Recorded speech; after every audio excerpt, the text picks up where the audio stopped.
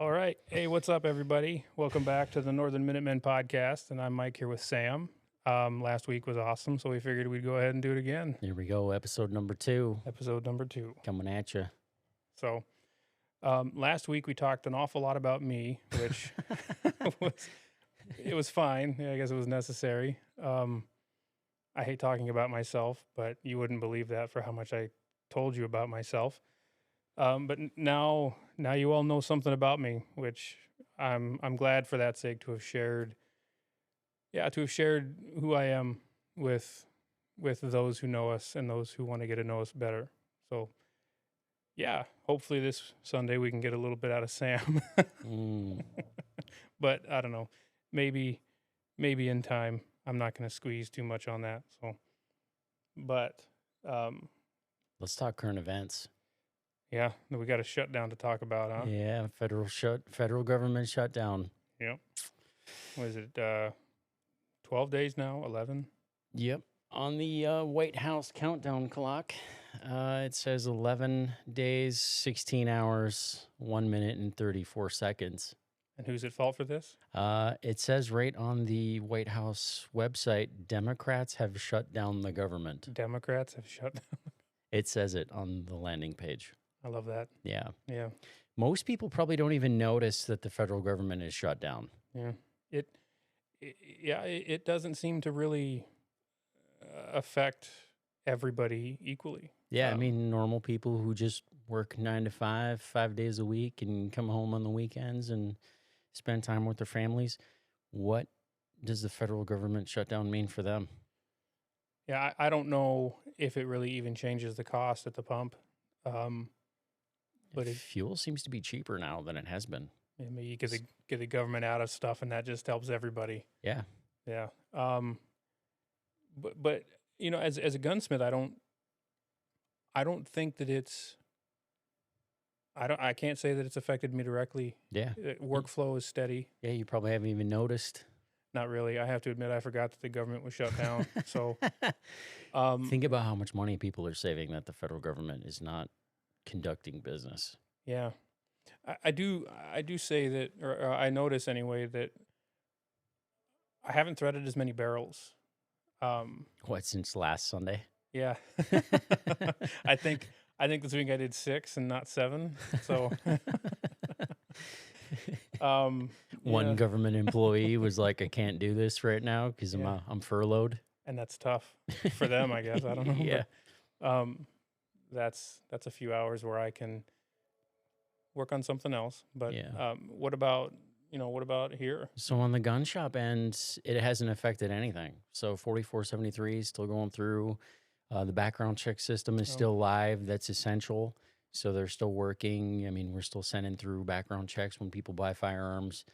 No problem there, like business as usual. Good. But on the suppressor end, the NFA branch is considered non-essential personnel. So no Form 3s or no Form 4s are being approved. We're still sending in paperwork, but there has been 0 approvals in the last 11 days, which doesn't seem like a lot, but they were down to a 12-hour approval time on a suppressor. Yeah. So we've amassed quite a stack in the vault of cans that are awaiting approval, and we're not going to get any until the federal government opens. So, pardon the ignorance, but what exactly is the purpose of a Form 3 and 4, and what's the difference between the two? So a Form 3 is a dealer-to-dealer transfer of Class 3 items. So Silencer Central, they purchase a lot of suppressors from us because they sell them nationwide. And so when they place an order, I have to submit a Form 3 for approval from the NFA branch. And I have a stack of suppressors back there awaiting shipment that I can't ship until I have an approved Form 3 in hand. A Form 4 is from a dealer to an individual. So if you wanted to buy a suppressor, that'd be a Form 4. Okay. Yep. And none of those are being approved. Ironically, Form 5s are being approved, which are dealer to law enforcement agency. So law enforcement agencies can still get suppressors, which I do not agree with. Yeah, and who processes the Form 5? Same branch. The non-essential branch. So there's a conflict of interest there, or there's a... So it's the NFA branch, but transfer of class 3 items to law enforcement is considered essential, where transfer of class 3 items to an individual is not considered essential. Yeah, explain that. It's Yeah, not fair. no. If a civilian can't get something, law enforcement should also not get it. Yeah, because law enforcement is there to serve us, to Amen. protect us. Exactly. And what on earth would they need a suppressor for that we wouldn't? For the line of duty, Yeah, you know. But if the federal government shut down, it should be shut down for everybody. Right. Yeah. Right. But Military and law enforcement should not be above civilians. yeah, because you and I both know when we're not deployed, when we're not overseas, we're not underway for sake of serving our country. How much time do we spend twiddling our thumbs or training and doing something for the thousandth time where we wish we were shut down? You know, like how much? You don't actually want people to know that answer, do you? No. Like 95% of the time, you're twiddling your thumbs, and it's 5% action. Hurry up and wait. Yeah, hurry up and wait. So much time, even in the Marine Corps. I don't know how many times we were told, clean your gun. Yep. You know, we're sitting at the airport in Qatar waiting for another plane. Clean your gun. Yep. But Gunny, I just cleaned it an hour ago. Shut up and clean your gun. Look busy. Yeah, exactly. Look Yeah. busy. They're all about look busy. Yeah, I don't know how many times Yep. you sit there and see a bunch of disgruntled non-rates stroking their handguards just to look busy. You know, no rag in their hand. They're just looking like they're Yep. gainfully employed, earning that paycheck. Yep. But yeah, I think to some extent you could furlough the military, like no training. You know, there's say the government's shut down for 30 days and you had to stop training across all branches of the military for 30 days. I truly don't think you would lose anything keeping them out of the field for 30 days. You wouldn't lose anything, no. I mean, you could make up for that. I mean, unless you got SEAL team training for a mission overseas, that's essential. That continues, but no one ever needs to know about that before, during, or after. Yep. But when you've got, 1st Maintenance Battalion in Las Pulgas, I can't think right now, Camp Pendleton, 43 area, they don't need to be out in the field burning diesel. No. They've got all those machine guns and all those maintenance bays that can get swept and mopped if they want to stay gainfully employed. And I feel just fine saying this for how many times I've mopped and remopped floors trying to look busy. And truth be told, that's an easy way to earn a paycheck. Yep. It's a frustrating way to earn a paycheck at times, but it's still a paycheck. So I actually just looked up the ATF's website as well, and the ATF's website also says the same thing on their landing page. It says government shutdown due to Democrats on the ATF website. I wonder what kind of influence that has on people's willingness to cooperate. I find it fascinating that on government websites, it's actually naming people that are responsible for the shutdown. That's the first time in my life I've ever seen that. Yeah, accountability is a thing of the past in our government. I really think that if you were to hold their feet to the fire, if it wasn't so easy to get reelected, if the first thing they weren't allowed to vote on every fiscal year was their pay increase, more would get done. Yeah. And to call out an entire party, Republicans are in the White House, thank God. But to call out the party that's digging in their heels and trying to play the victim and pointing their fingers at Republicans as to why things aren't getting done, pulling back the curtain on their ignorance and their stubbornness, I hope that it leads to progress. But at the same time, your average, normal, everyday citizen that works 9 to 5, home on the weekends with their kids, they don't even notice the federal government is shut down. Right. So it honestly doesn't affect most people. Well, yeah, and the only stake I have in the U.S. government right now is the VA. 4473 transfers, and I don't do very many of those. Mm-hmm. But is the VA shut down? Nope. It's not shut down. They're essential. Right. Yeah. So stay shut down. Yeah. So if anybody's out there and you have, if it affects your livelihood, I would like to hear about it. Yeah. Let us know if whatever industry that you're in, or if it's affected you, or if you've noticed a lack of services because the federal government is closed, let us know. I'd like to know that. I remember, was it earlier this year? Um, Something with the budget, or President Trump was, making some logistical changes and moving things around, Hmm. and certain government agencies were being furloughed or shut down or non-essential. I forget if it had anything to do with the budget or if it just had something to do with um, money needing to go elsewhere. You Hmm. know, and there were a few of my customers that were affected because of that, and I think they were U.S. Geologic Service, USA Jobs, Interesting. if that's even a government agency. Yep. And when the U.S. government shutting down directly affects you, your way of life, and supporting of your family, I can get how that would make you mad. So that brings me to the state shutdown or the Minnesota state shutdown in 2012. It was either 2012 or 2015. The Minnesota state government could not agree on a budget and they shut down. And their fiscal year ends June 30th. Huh. So July 1st is when the budget, if it doesn't pass, they shut down the state. And they actually shut down the state. That affected thousands of people. Yeah. Because they shut every state park in the entire state of Minnesota, which our business was in Itasca State Park. Oh, yeah. We weren't even allowed to go into our own business. I was like, I'm just going to keep running my business. And literally, the game wardens were blocking the entrance to Itasca State Park to stop people from going in. We had to take our boats out of Lake Itasca, bring them home, and we were doing online reservations, and we started another business called Just Add Water, and we were delivering pontoons all over northern Minnesota because our business was closed and inaccessible because of the state shutdown. Wow. So that affected us greatly. And it was shut for 2.5 weeks. And just to put it in perspective, half of our income in the summertime is just July. So it's kind of busy in July, a little bit. Half of our income was just July, and we lost 2.5 weeks of it. Yeah, that's a big deal. Mm-hmm. And that was Governor Walz. That long, that he's been in position that long. That was Governor Walz. Yep. How can anyone ever think that leaving one person in a position of power that long with that kind of track record would be a good idea? I don't know. Crazy. I don't know. I think there should be term limits on every single, because not only do you get a change of command, but you get a different mindset.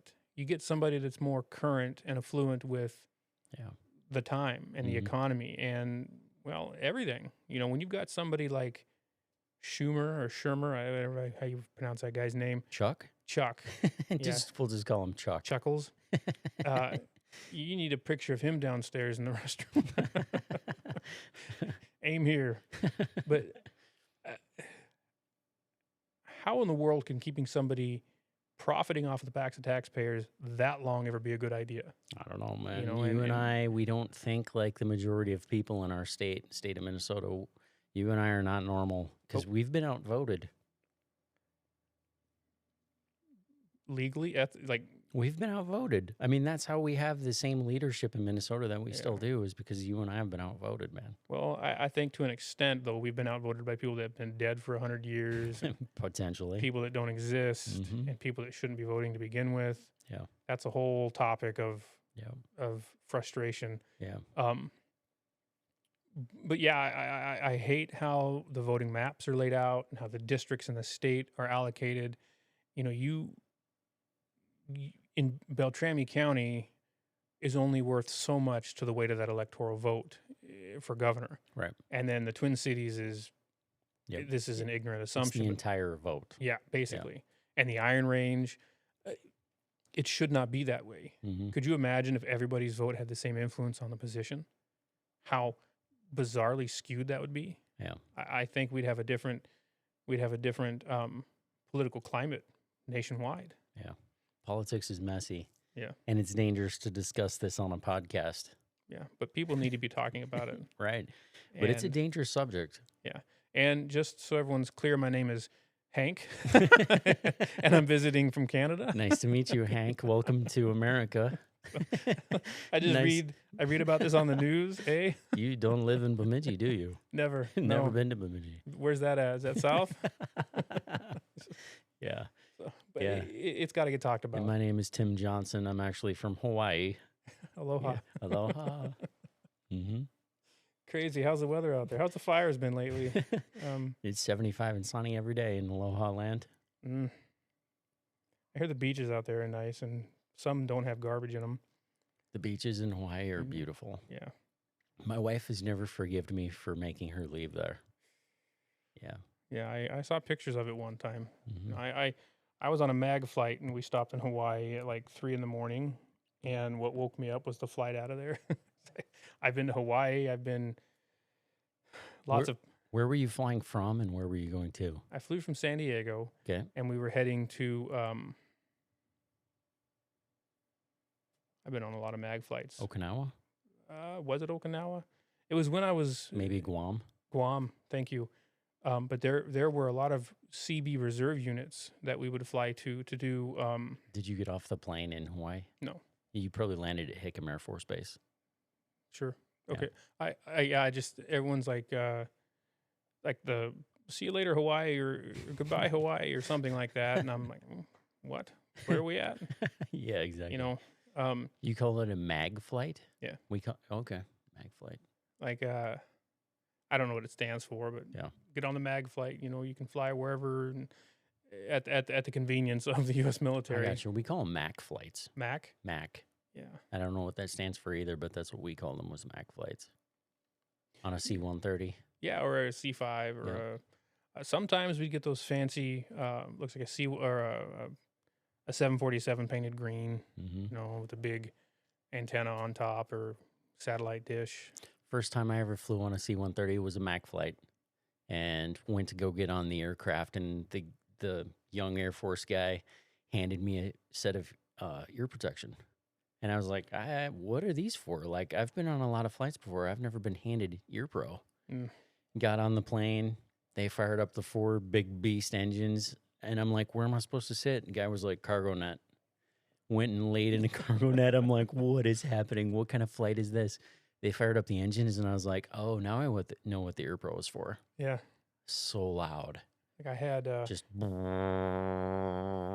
mean, we were leaving Al Assad, Iraq, coming home, and we're sitting on our little red cargo net seat, and got Air Force pallets or aircraft pallets in between us, and the red lights are on, and we were the aircraft took some crazy maneuvers, and things are floating that shouldn't be floating, you know, and I think those planes are actually super agile. Yeah. Like, they can fly inverted. Did you know that? Well, I do now. Seriously. I know if you're not buckled in, you'll float. I noticed my M16 between my legs going up, and I'm like, what? And then I grab it, and I start coming up with it, and then I slam back down into the seat, and all the Marines around me are laughing, or you know, through the deadening drone of your headphones, you know, it's like anime. They're all laughing at you. You can't hear them, but there are no seatbelts either. I don't remember there being any seatbelts or any harness or anything to where the pilots had them. Yeah. But the people in the back were just kind of chilling in the cargo net, or like wherever you fit. It's not really made for people. I had a buckle. Do you? I found it real quick after I came back down into the seat. You found one. Yeah, I don't know if it was why they were there and why they wouldn't be standard issue. It was probably an equipment buckle that you found. I made something work. Maybe what I was doing was I was looping my McMap belt through the cargo net, but it happened quick and I didn't float again. Yeah. But I had a pair of the little foam plugs that you put in your ears at the range, and I thought it would be a good idea. Let's double up on ear protection. Pull those headphones off and put the plugs in. No, I should have just put up with what I had, because not only I had to take whatever ear protection I had off my head, and it got worse. You know, you can't just get them in and have it be done. You got to wait for them to expand. No, in all the turbulence and in the red light, I'm fumbling to find the stupid things and get them in my ears while that sound that I couldn't stand with the muffs on my head was about 10 times worse. I was a lance corporal in the Marine Corps. I wasn't expected to make good decisions, and that was not a good decision. But we flew to Kuwait. Yeah, and of all things in Kuwait, it was this fob wherever we were at. We landed at the airport in this white charter bus with trim in every window, that the tassels that Oh yeah. and we get on it, and it takes us to this base that has those the big boxes full of dirt. I don't know what you whatever, Hmm. full of those, and we drive right past this little trailer that was a Subway, Subway on wheels, and all of us wanted a Subway sandwich. It would have been the best food we had since leaving Kuwait 7 months earlier. And the bread was dry and crusty, and we all ate like we were in boot camp. Yeah. I don't know why I remember that, but Well, you can't leave Subway bread in 120-degree heat in the sun and expect it to be Subway fresh. yeah, well, I forgot what Subway Fresh was, but it was so good, and I think because of that sandwich, I don't really care for Subway anymore, because I remember what it was like, and compared to what I had been putting up with for 7 months, it was the best. And then it seems like the closer as we got back home to America and the stops in, So hold on, let's talk about the food for a second. So 7 months of not great food, and then a super dry desert Kuwaiti Subway sandwich was the best food you'd had? yeah. Okay. But I was a chubby Marine, I feel super guilty. I do. I feel super guilty Yeah. because on a submarine, the food is like steak and lobster every Friday night. Well, Yeah, we ate like kings 7 days a week. I've never eaten an MRE in my life. you sell them downstairs. I sell them downstairs. I've never had one in my life.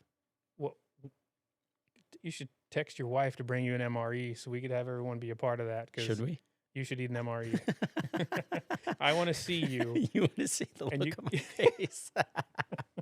I don't know if it would be elation and joy or anger and resentment. It would probably be the first one. It'd be elation and joy because I didn't have to eat those in the military. No, so I don't. Well, probably weren't any MREs at No, all on we the didn't. submarine. We didn't even have them. We were too good for MREs. Too good for MREs. Eat up, boys. You don't know if this thing's gonna sink today or So not. there was a joke. So we before every deployment, 6-month deployment, we would set up everybody, the entire crew would line up on topside and on the pier, and we would do a ship stores load. And so we'd spend the day just handing each other food, and we'd be loading it on board. Oh wow. And there was a joke that, pre-deployment, you would easily fit through the hatch. And then after the deployment, the 6-month deployment, you'd be so overweight you couldn't get out of the boat because we ate so well. Would they have to adjust the ballast to make sure that you could surface if you had to? I'm telling you, man, the food was unreal. Every morning you'd wake up, get ready to go stand watch, and you'd go up and say to the chef, be like, yeah, I'm going to have everything omelet. Throw in some extra onions and some extra cheese, and he would literally cook it to order for you. He would make whatever you wanted. Be like, yeah, let me get some of that fresh bread. I'm telling you, fresh coffee, 3 different kinds of juice, fresh milk, fresh vegetables and fruit. So, if you're listening to this and you want to join a branch that's something to be proud of, don't join the Navy. I'm just saying, like, I feel guilty. I'm sitting over here. You shouldn't feel guilty. You're sitting in a foxhole, like, digging trenches and, like, Well, getting shot at, and you're eating MREs, and you're looking forward to a Kuwaiti, not fresh Subway sandwich, and you're like, this is the best food I've ever had in my life, and I'm sitting here over here eating steak and lobster. well, Complaining that I don't have 3 different types of cocktail sauce for my shrimp. yeah, I don't feel sorry for you. What's to feel sorry about? You all come off that vessel a bunch of snobs. Oh. No, there were a few times where the chow hall got hit. You know, we had we realized it after the fact that um, on the ridge line that was next to our base, not every morning, but a few times a week, these rockets would just come in, and at random they'd hit. More times than not, they'd hit dirt. Nothing to be concerned about, other than rockets coming at you. But there were these old. I don't know if they were, you know, like we were talking earlier about AT4 tubes or some old tubes that were ordnance no longer needed were perched against these rocks, and they had dry ice or some sort of ice sitting in them against a homemade trigger system, and mortars or something were set up to where whoever was putting this all together could hightail it and be long gone before they went off. Mm-hmm. Because every time they'd go off and then attack helicopters would be flying out like they're gonna make it rain, nothing's there. And then the Army Rangers or whoever would go up and find every time these little tubes perched at random angles or degrees at the base just to, you know, be a nuisance. And then the armory that I worked in, some nights I'd be duty and I'd sleep in there. And one night I woke up to the sound of hellfire and brimstone not very far from where we were at, and they had someone keeping an eye on that ridge line at night and found those knuckleheads setting that stuff up. And yeah, it was the last time they were dealt with. So they were just hoping to get lucky. Yeah. They just have to get lucky once. There was one time, you know, our fuel, the JP8 and the JP7 and the MoGas or whatever it was called, these huge, like 1,000-gallon bladders were what held onto the fuel. Yep. One time they struck that.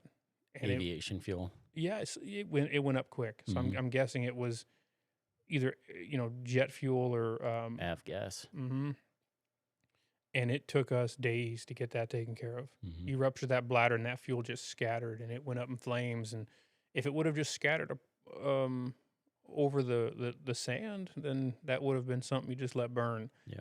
But it scattered over several dozen, you know, berthings and huts and tents, and it destroyed several vehicles. And see, I'm over here feeling guilty again because nobody ever knew where we were. While you ate your lobster.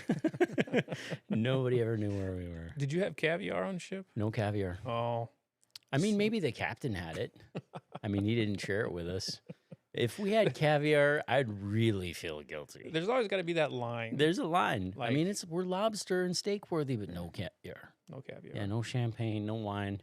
I've never had caviar. I have no desire to have caviar, so maybe I would have been fine suffering with my steak and eggs. So I've always wanted to try it. I mean, fish eggs, I heard they're really good for you. Lots of minerals, lots of fats. Yeah. I'll just have the salmon. Delicacy. Yeah. Just have the salmon, not the eggs. Maybe it's because of the years of MREs. I'm not a fan of delicacies. I dealt with subpar digestible content for so long. You can't enjoy good food now? Well, it's not very hard to make good food. A bologna sandwich with mustard is heaven compared to, compared to that MRE. Man, you've been wrecked as a human. Yeah. Well, and that's just emotionally. Like, talk about what MREs don't let you do. Yeah, let's not go there. Yeah. Well, just there's a reason why they had Tabasco sauce in every one of them. It helped. But not all MREs were bad. And I guess I'm saying this after eating them for weeks on end.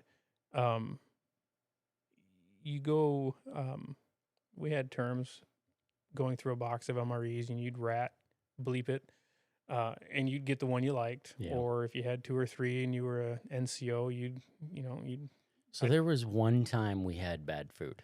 One time. On the submarine? On a submarine, yeah. So there was one time we had bad food. So we were 76 days into a mission. We were following a Russian submarine, and we wanted to know what they were up to. So we were ghosting them for 76 days. We followed them everywhere. We listened to all their transmissions. We did not leave them for the entire time. And towards the end of that 76 days, the reason we pulled off of that mission is because we were down to eating cheese and crackers. cheese and crackers, 3 meals a day.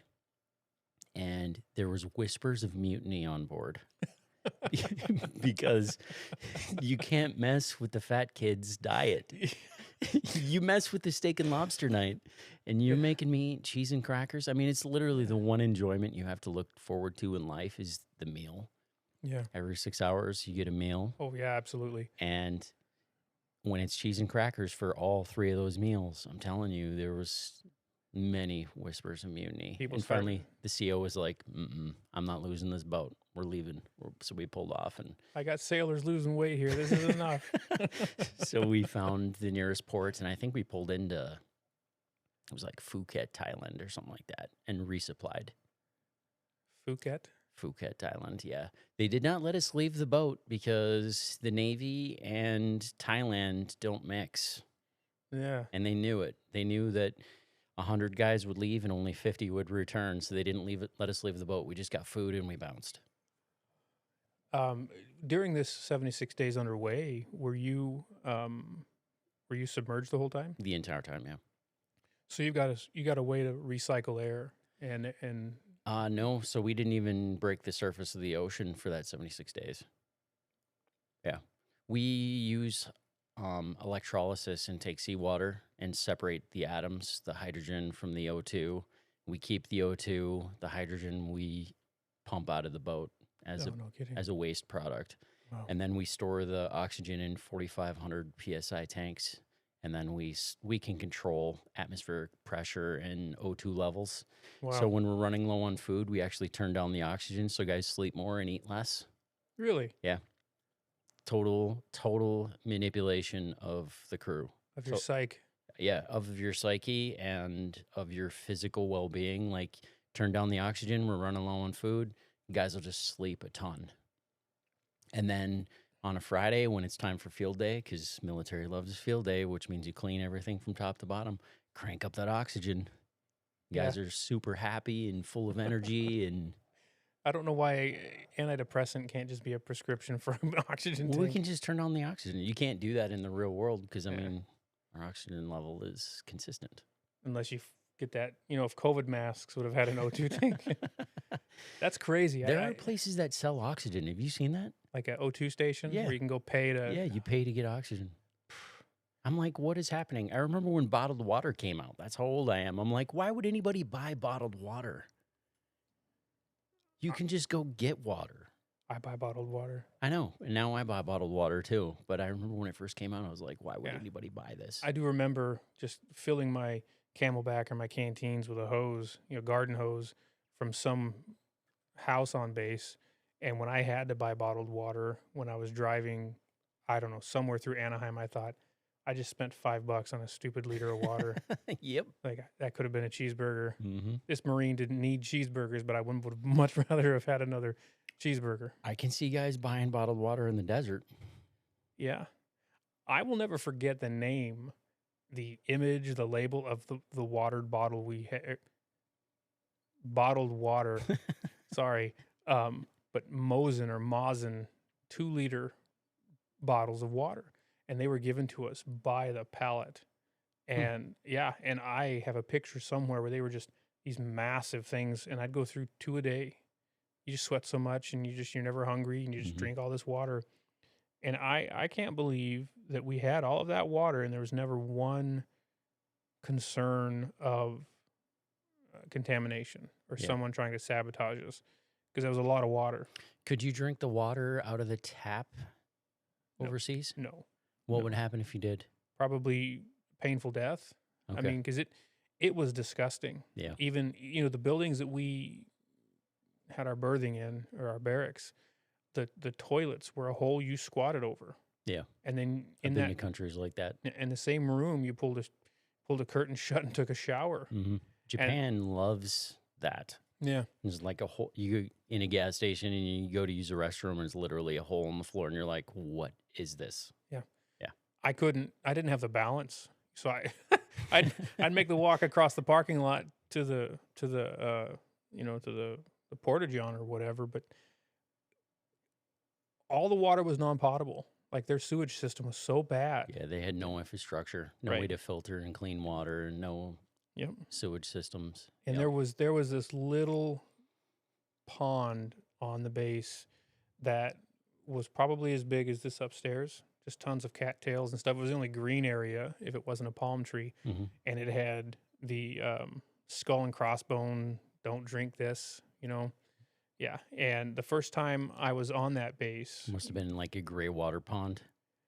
I don't. It was, yeah, I don't know, Who knows? but it was nasty, nasty water. Yeah. And Sergeant Young was the name of this guy that was in charge of the armory at the time. We flew over there as part of a relief crew to take over all operations, and he was giving Lance Corporal Sweet and I a ride around to show us where the ASP is at, where the chow hall's at, and all this stuff. And he drives by this skull and crossbones pond and backs the Humvee into it while laughing, like thinking he's playing a joke. But he didn't realize just how far he was into that water.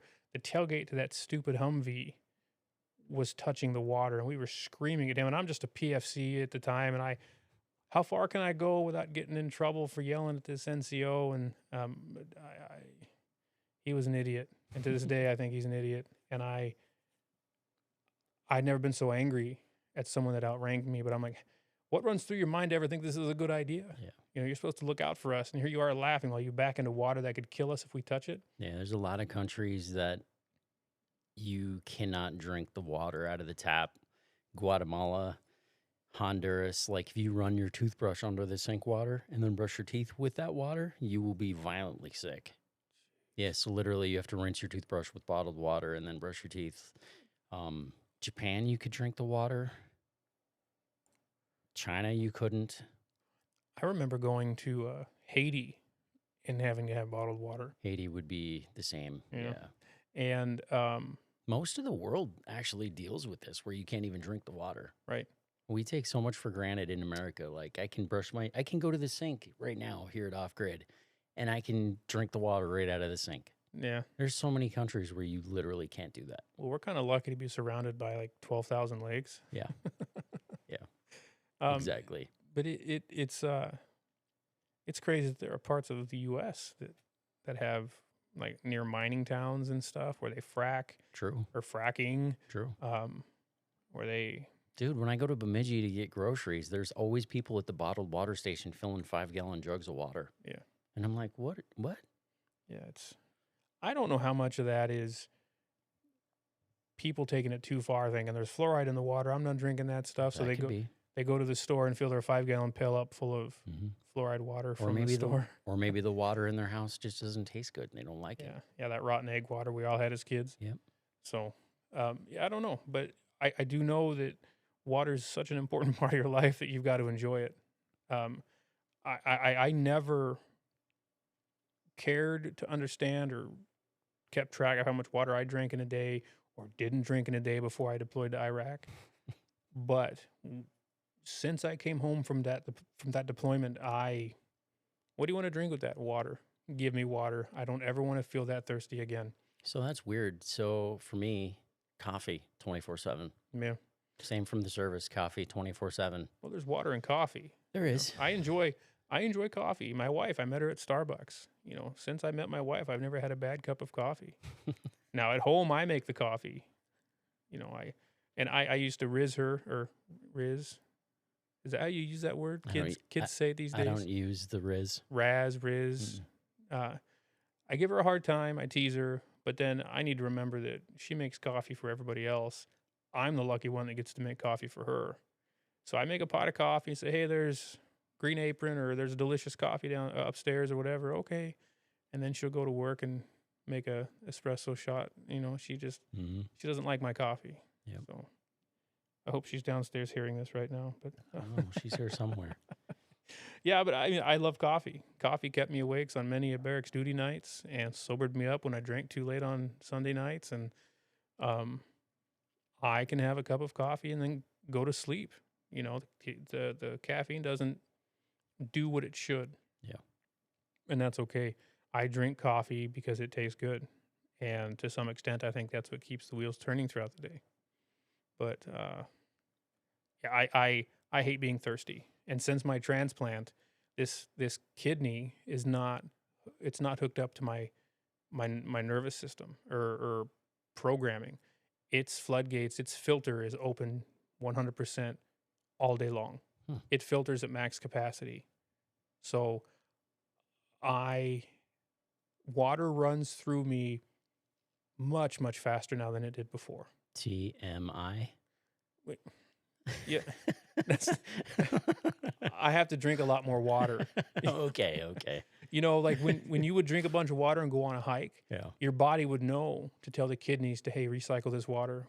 It's needed. Don't let it go to waste. Hang on to the water. Yep. So to some extent, your systems and your kidneys, they all work together to make sure that the water is regulated. Mm-hmm. You know, but with this transplanted kidney and it's kept hidden, it's just like filter, filter, filter, filter, filter. And yeah, I'm back to like being in Iraq where I can drink a gallon of water a day and still find myself thirsty. So I think we should talk about that. Thirsty. Your kidney transplant. Yeah. I thought we talked about that last Sunday. I don't think we did. No. Oh, I don't think you even mentioned it. No, we recorded an episode, that's right. and that one we had no video in that entire episode. That was episode 001. The episode of shame. Yes, the episode of shame. So let's talk about the transplant. Well, all right. Yeah, so June 18th of last year, I got a living kidney donation. You got a brand new kidney. Yeah. Yeah, and it's amazing how But you have 2 kidneys. I have 3. You have 3 kidneys. 3 kidneys. Yeah, they don't take out your native kidneys What? because they're tucked up. Wait. You have 3 kidneys in your body right now. And if I need another transplant, there's a very good chance I'll have 4 kidneys. What? Yeah. Yeah, What? it's Wait. Okay, I have so many questions.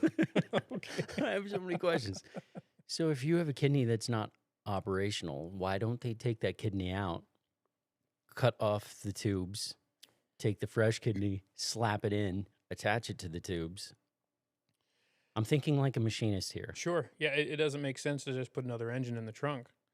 Yeah, you would take the engine out. Right. And then you would put the fresh engine in. Well, think of where your kidneys are at. They're tucked. Yeah, they're tucked up in your sides. They're very well protected. Yeah.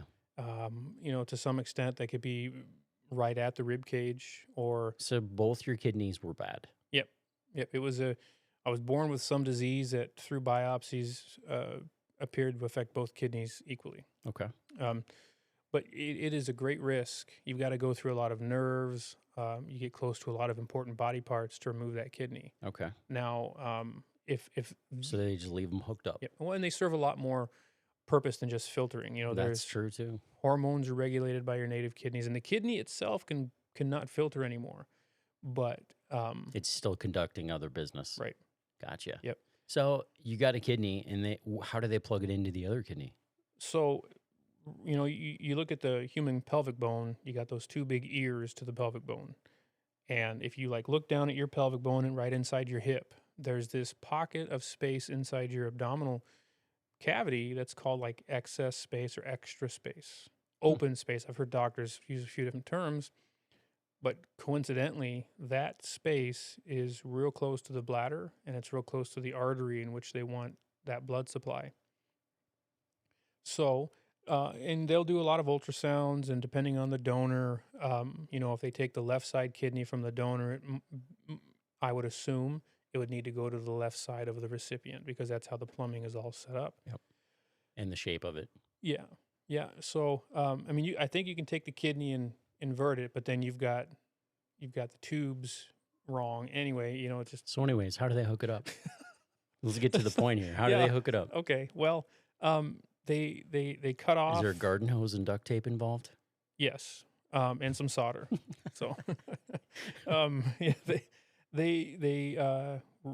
it's bizarre how, from what I was explained, the operating room where I was at, right on the other side of the door, right on the other side of my operating room was my donor. And they got started on my donor and they wheeled me in and they have it all timed to this fine science where they sedate me and get me ready, where they put the, you know, But y'all never met. not yet. It's not like the curtain was open. No, I didn't get You to weren't hold watching. hands. You weren't holding hands. No, but they take it out and they get it cleaned up and they look at it and it was out of body, unplugged from blood supply for minutes, Wow. which is the best scenario. You know, Wow. you save a lot of that tissue and Yep. functionality. So it wasn't in an ice chest. It didn't get on an airplane. It didn't Nope. fly from New York to Minnesota. Nope. It It was in the is, same, yeah, basically the same room with a curtain between it. right. I think the nurse was able to open the door and say, "We're ready. Wow. Bring it."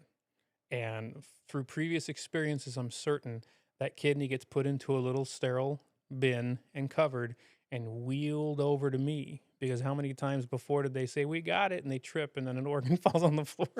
Dude, I've seen that in a movie. Yeah. Yeah. It's happened.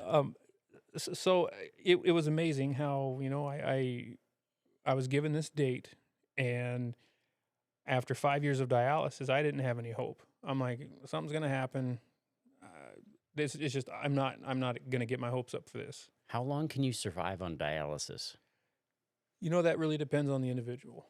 What's an But average for O positive blood type, it's 10 years. longest you can survive is 10 years? That's the average before a transplant. So Okay. there are people that spend longer. You know, in How long were you on dialysis for? 5 years. 5 years. Like 5 years and a few days, I think. But it was amazing how I'm O positive, Hmm. and it's the most common blood type, but that's also the most needed kidney. Ah. And so I was ready to wait 10 years, you know, and we had a few phone calls that the hospital says we misunderstood um, of a potential donor. And so when they called, the U of M called me and said, "Hey, June 18th, we got a transplant for you." Uh, I'll see it when I believe it. I wasn't excited. But And you had to drive down to Rochester? no, it was Minneapolis, St. Paul, Okay. right there at the major hospital center, Mm-hmm. right next to Gopher Stadium. Okay. But nothing kept me from showing up and getting that transplant. And it was an absolute gift. Everything about it was seamless. And I can't believe it. Hmm. Like it, I used to say I'll never get a. I used to be so afraid of it. I used to say I'll never get a transplant because it scared me. I didn't feel comfortable with all of that I'd have to go through or the medication. But I felt that way when I was healthy. And after 5 years of dialysis and gaining so much weight, you know, the peritoneal dialysis and the sugar Mm-hmm. solution, I was not healthy. Cholesterol was crazy. It was hard on my heart. When you were doing dialysis, was that like once a week or It was every night every night? as I slept or tried to sleep. The So mach- So Sorry? you did dialysis at home? Yeah. You didn't have to go to a dialysis clinic? No, I would go to the clinic once a month for my monthly meeting with the nephrologist and everything else. But nope, I'd set the machine up at night, or a lot of times my wife would help me do it, and I'd go downstairs and make sure that the air conditioner was turned off and the windows were closed and all this protocol. And I'd get next to the machine and pull the caps and hook up to my catheter, and yeah, and then the solution would come inside me and my peritoneum, and I'd balloon up like I was pregnant, and it would sit there, and it would be a dwell time of 6 to 9 hours, and then it would pump out of me into a separate bag, and then the machine would stop, and the next cycle would pump into me for another 6 to 9 hours, and then it would drain. And it was bizarre because the bags of solution had certain levels of sugar content in them. Wait, so when you did dialysis, like you're hooked up to this machine for 12 hours a night? Yeah, 9 to 12 hours a night. Yeah, it was, and you know, my treatment would change depending on what my labs would show, or if I Yeah. was retaining a lot of water. Mhm. But yeah, and the hose was 25 feet, which luckily enough was just as much distance as I needed to, you know, take care of things in the evening or whatever. But once I hooked up to that machine, I was there until I disconnected. And I could have grabbed a few sterile caps, disconnected, and let the stuff dwell as I went about my day. Mhm. But every time you break that seal and reconnect and disconnect, you have the chance for an infection. Mm. And peritonitis was, Yeah. I didn't want to experience Yeah, that. they warned you about it probably. Mm-hmm. Yeah. But it was crazy how I could see the stuff come. You know, the stuff coming into me was crystal clear. You know, and coming into my drain bag, and I'd have to, get rid of that in the morning. It looked like urine, Hmm. bubbly and yellow and nasty, but it basically turned my peritoneum into a bladder. And Wow. through osmosis or reverse osmosis, it would trade sugar for all the impurities in my blood. And it kept me alive, but I gained a lot of weight from it. And now you no longer have to do any dialysis because you have a Yep. working kidney. Right. And I'm a big guy. Like right now, I think I'm 6 foot 1 inch, 250 pounds, and I learned my donor was quite a bit smaller than I am.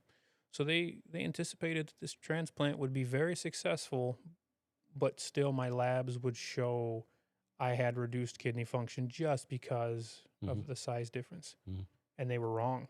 This one kidney that came from a smaller framed individual works just as well as mine did when I was healthy. So how has receiving a kidney changed your life? It has changed my life in every way you would hope.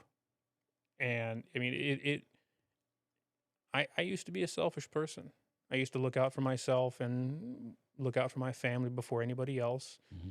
Anytime I had something that could have been given, I would have hung on to it just in case my family would have needed it. Hmm. But this transplant has shown me that there's good people in the world, and there's grace in that. And I don't want to take it for granted. So I think because I can feel or understand the sacrifice and the gift in its entirety, it's made me more giving. It's made me more willing to serve. It's made me more willing to go out of my way to make sure that those around me are better off. Hmm. And I have found more joy because of it. I think that I think that somewhere that's who I always was. But through the ages of what I've been through and the dumb decisions that I've made and the experiences I thought I needed to put myself through, I lost sight of that. But because there was somebody that was able to give of themselves to make sure that a stranger could experience a better life, I am able to see a life where I have a future again. Yeah. And Um, I'm sure that entire 5 years of you needing dialysis probably took you to a pretty dark place. yeah, I mean, I can't yeah. even imagine being in that situation where I'm hooked up to a machine for 12 hours a night or 9 hours a night for 5 years straight. It's It's got to be just, I mean, as a man who produces things, yeah. Well, it that's got to be tough. at first it just sucked, and then and then I just started to find myself hopeless. Yeah. Um, I used to look forward to, you see yourself having a future. Hmm. You can start to see yourself as an old man or as a successful businessman. You can see your future. You can plan.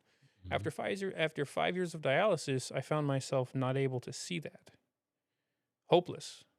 And I was quiet about that. I didn't want to share that with my wife. My wife and kids went without more than I ever did. Like I was getting treated. I was being taken care of Hmm. as best as I could given my situation. But Kate went without the healthy husband. Kate went without the help around the house or with the finances or with work, with anything. She had to go about life pretty much on her own, Yeah. you know. Basically, everybody's life is in crisis mode, trying to hang on to life. Yeah. I mean, you're at critical moment. Yeah, on dialysis with all that sugar water and your cholesterol going nuts and your heart strained, the leading cause of death of people on dialysis isn't kidney failure, it's heart failure. It wrecks the heart. Hmm. So the fact that I was able to make it to a transplant, have that transplant be as successful as it's been, I've got to give glory to God because that should not have happened as well or as seamless as it did. Yeah. And I tell you, I would not have been able to have made it through what I did without the wife that I have. Yeah.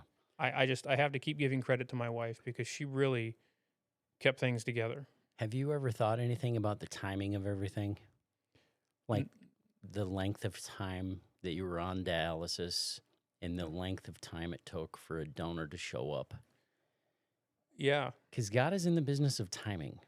yeah, 5 years seems like a long time to suffer.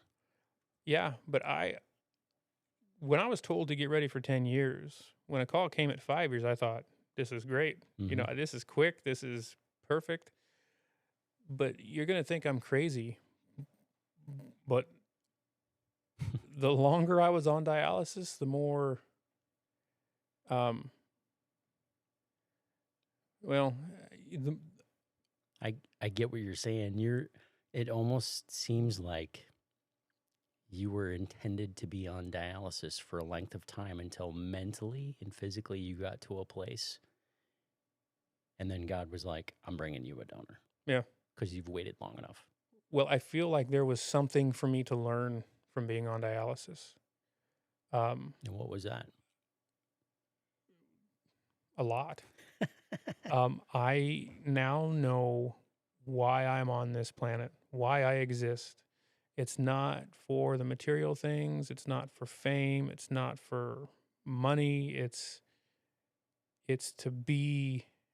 Uh, I know what true joy is now. Hmm. I know where to find that joy. As I lost, in the Marine Corps and when I was a trooper, there was a lot of vanity and the need to be in the gym all the time and to make sure that when you got out of a squad car, Yeah. people knew you were a force to be reckoned with. Hmm. I had to let go of all that. I had to let go of the dress blues and the attitude and be myself. Whoever that was 5 years ago or 7 years ago now, I had to go on this journey to relearn why I'm here and what purpose God has for me. And what yeah, it's hard to explain, but I found myself through that. I found a lot of w- a lot of questions were answered while I was on dialysis. I had to let go of everything I clung to before dialysis, and then when I was taken to this situation where everything that I thought I had to let go of. I came out of a transplant in the perfect position to see the joy in life. What was in my life to give me that joy? My kids and my wife and my chance to be a gunsmith and work for myself. And the people that I was surrounded by were truly invested in my well-being and my happiness. And I was able to see that. And I was able to be thankful for it. It's one thing to be able to see it and not understand why. But when you're able to see and feel why God put you on this earth and why everything and everyone is in your life, it, it's it's not a reckoning, but it's an awakening. Like, man, I'm ready to get back to life. I feel like I can walk outside and appreciate the green in the trees Hmm. and the wind in my hair and let's go make a memory. Yeah. Yeah. That's an amazing testimony. Yeah. Honestly, that is probably one of the most amazing testimonies. Testimonies to me are phenomenal and amazing because everybody's story is different and we all walk a different path. And God has got different things for each one of us to experience and learn from. Near death experiences, Yeah. dude, Yeah. that's wild. It I did not know you have 3 kidneys. yeah. I every time I get an image taken of my native kidneys, they get smaller and smaller because they don't work anymore. Yeah, I can imagine. Yeah, Yeah. they're like little raisins in there now. So Yeah. Now they're just like electrical devices that are just sending and receiving signals and yeah. it's not doing any kidney work. And this kidney that I have, this third kidney, I think it's even getting a little bigger. That's awesome. Um, What's the I gotta ask, what is this kidney for life? no, wait, I hope so. It would be great, I mean, it can last for life. depending on how long I live. So I don't know if there's Okay. like Believe me, when I was at the VA in Sioux yeah, Falls years these are ago, questions I'd be asking. I'd be like, okay, I'm getting a kidney. How Yeah. long is this gonna they expect me to have more than one transplant. really? Yeah. Yeah, When? I don't know. If I take care of it and everything works out well, Mhm. this kidney could last 15, 20 years. I hope it lasts longer than that. Yeah. That's why I'm more conscious about what I put in my body. Yeah. And exercising is an important part of my life again. It's just not. I'm not involved. I don't care at all about what other people think when they look at me. Yeah. You know, Of course. I don't need to have muscles. Mhm. I don't need. I want to lose weight. The less mass I have, the less harder that kidney's got to work, and I want to be healthy, all around healthy. I don't. I don't want to win any competitions by how much I can pick up and put down. But it shattered my world when the nephrologist at the Sioux Falls VA told me a transplant is just a treatment. It's not a cure. Interesting. Yeah, that you will depending on when that transplant comes, you'll very likely need more than one in your life. Hmm. So to know that I'll have to go through, But they were wrong about other things too, weren't they? yeah, but I mean, they told you that this kidney wouldn't. I mean, because the kidney was so small and you were so large, yeah, that there would be issues, and they were wrong about that. And this kidney's growing in size. yeah, and I think that it's grown in size just a little bit, and the image techs or the doctors said that it could have been just how it was measured, Mm-hmm. because normally, like, this kidney's hidden, the immune system, the nervous system, nothing can know this kidney's here. So the fact that it's grown,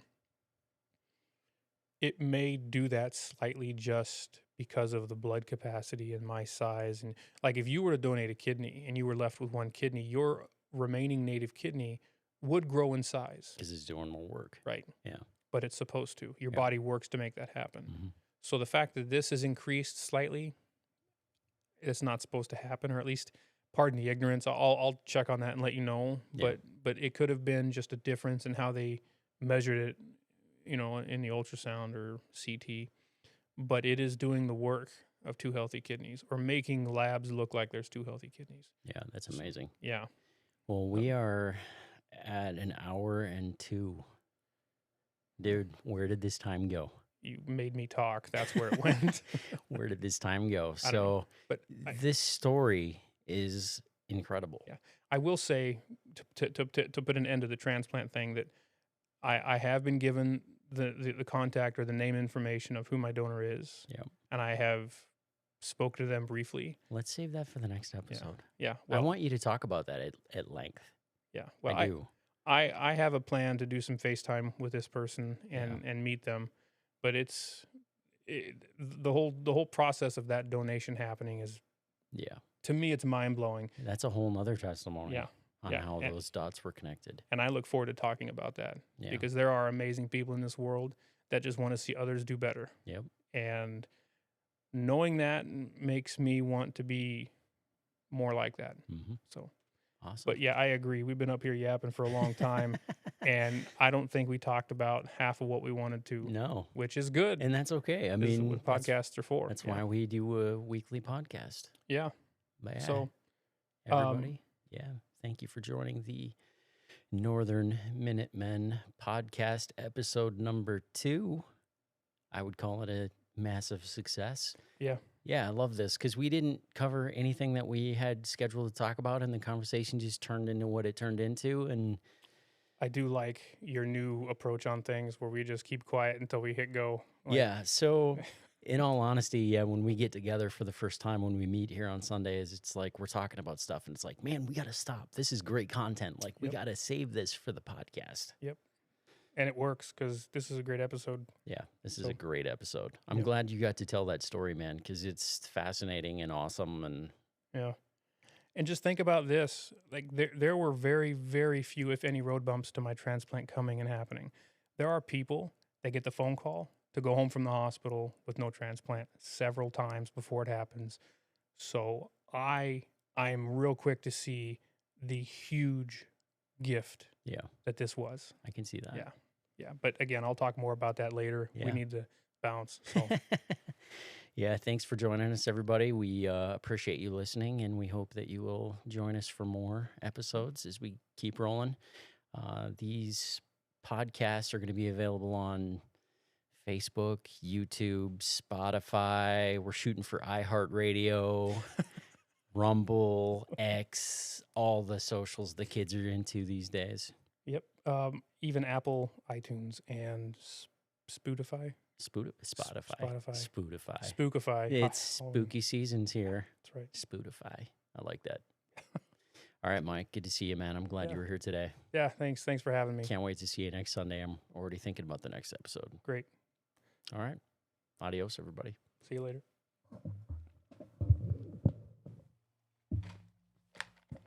That was awesome. Yeah, that was a lot of fun. That was awesome.